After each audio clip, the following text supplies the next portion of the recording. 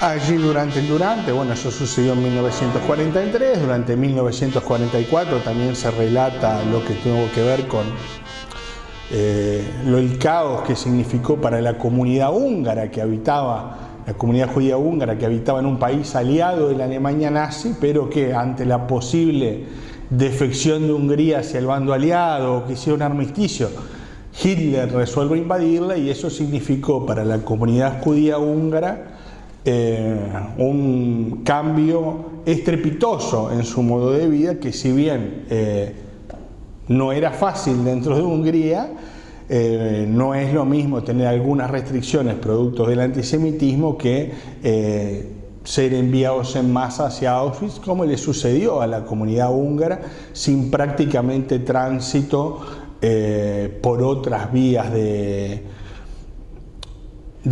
recorte de derechos previos, como sí sucedió en Polonia con los guetos, o sucedió en parte de también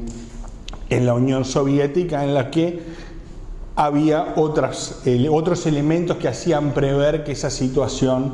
iba a degenerar rápidamente en las muertes y la posibilidad de ser asesinados,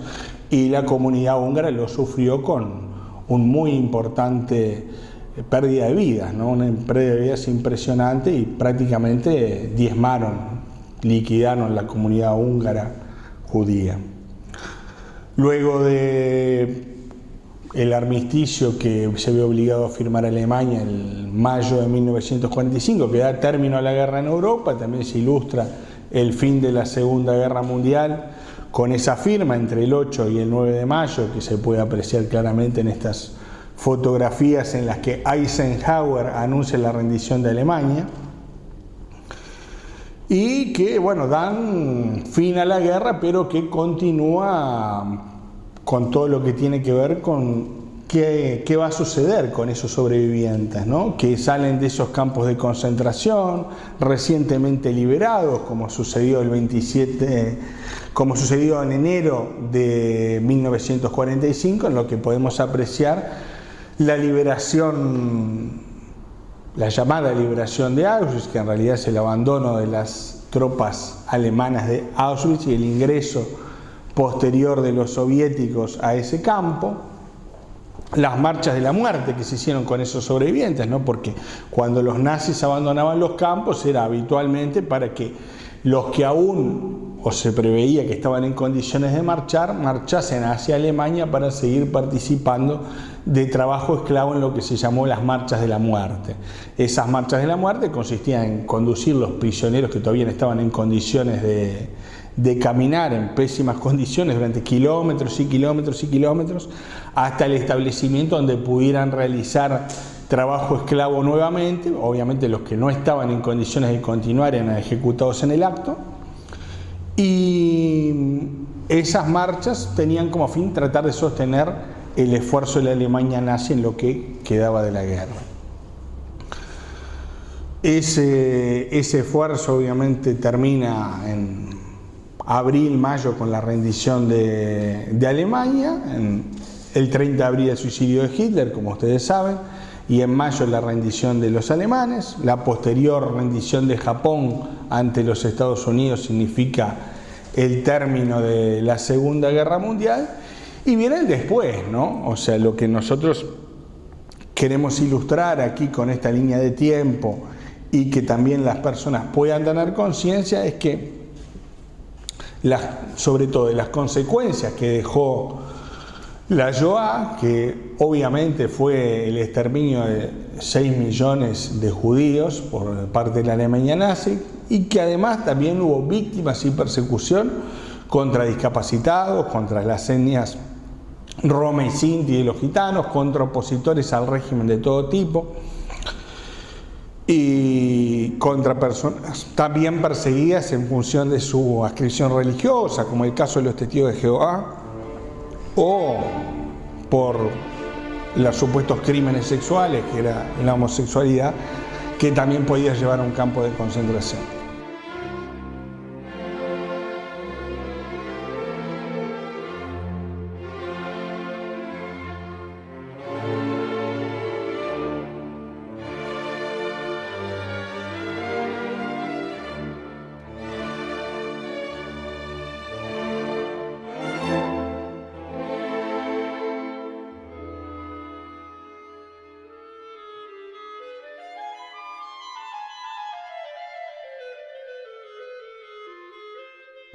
Ese después llegó a la búsqueda de justicia,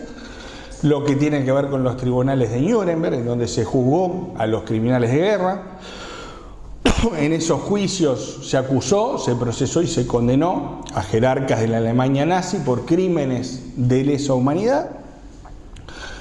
Y en lo que fue el mayor y más difundido de los juicios de posguerra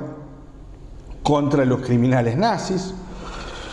continuado por la labor de Simon Wiesenthal, que fundó su primer centro de documentación judía con el propósito de reunir pruebas para enjuiciar a esos criminales que todavía estaban libres y refugiados, muchos en países de América Latina, y en el que el criminal más importante, que fue, vamos a decir, capturado y realmente llevado a juicio cuando la Shoah era un tema que empezaba a intentar volver a mencionarse, porque los años de posguerra, con el conflicto recién finalizado, la gente no quería hablar de lo que había sucedido en la guerra, ni lo que había pasado en la Shoah, y fue muy difícil tanto para los sobrevivientes como para sus familias y para las personas interesadas en difundir lo que había acontecido, llevar los temas a la consideración pública, y a la consideración pública lo trajo justamente lo que tiene que ver con el juicio a Adolf Eichmann, que quien reside en la Argentina conoce perfectamente lo que fue este juicio, porque lo que significó su captura, porque estaba refugiado bajo una identidad falsa en Buenos Aires y vivía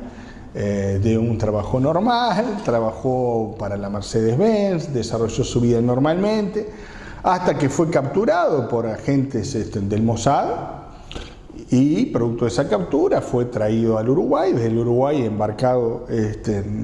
vía aérea para finalmente ser juzgado en Israel. Y el 15 de diciembre de 1961 finalizó su juicio, condenándolo a muerte, como todos sabemos, por los crímenes cometidos. Y dentro de ese después también buscamos resaltar lo que es la memoria de la Shoah, ¿no? Lo que se ha hecho para intentar continuar con la memoria, para difundir el testimonio, para la importancia que tiene enseñar esto, para que las personas comprendan que cuando una minoría es atacada, generalmente es el primer paso en una escalada de pérdida de derechos de otros grupos que le van a seguir, y que eso seguramente va a involucrar una progresiva pérdida de derechos para distintos grupos de la sociedad que paulatinamente van a ser alcanzados por esa restricción de derechos. Por eso es importante estar alertas ante eventos de discriminación, de antisemitismo, de conculcación de las libertades públicas y civiles, porque eso, como sucedió en la Alemania nazi y en otros casos de la historia, no solo en ese, ha determinado que luego empezaran a ocurrir actos de violencia creciente, ¿verdad? Y esa violencia creciente, a medida que es tolerada, termina desembocando en episodios cada vez más cruentos, hasta provocar, en algunos casos como es las matanzas masivas de minorías y genocidios. Y bueno, dentro de esa labor que tiene que ver con la difusión de eso, tenemos la historia, lo que es esta institución, lo que es el museo. En 1953 se fundó la institución con el nombre de Sobrevivientes de la Persecución Nazi y Combatientes de los Guetos,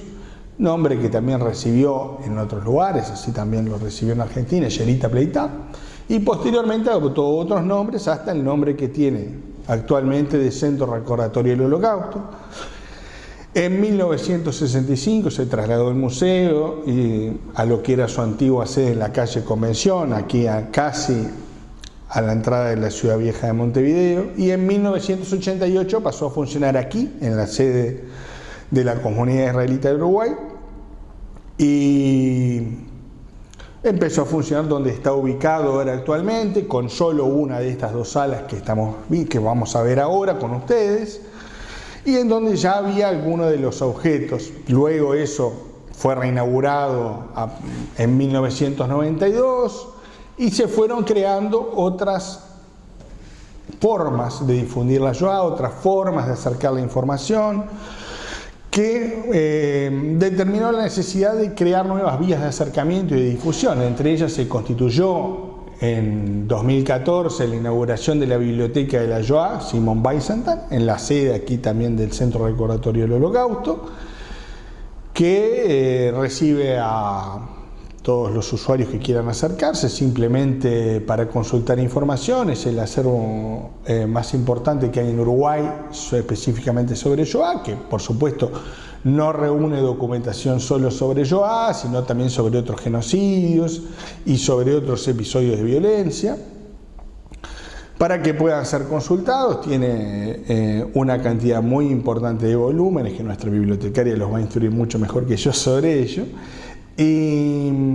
luego de ello se procedió también a adecuar lo que tenía que ver con la estructura del museo para no solo tener una propuesta más acorde a las nuevas tecnologías, sino para lograr mostrar al público, mostrar a todos los interesados los numerosos objetos originales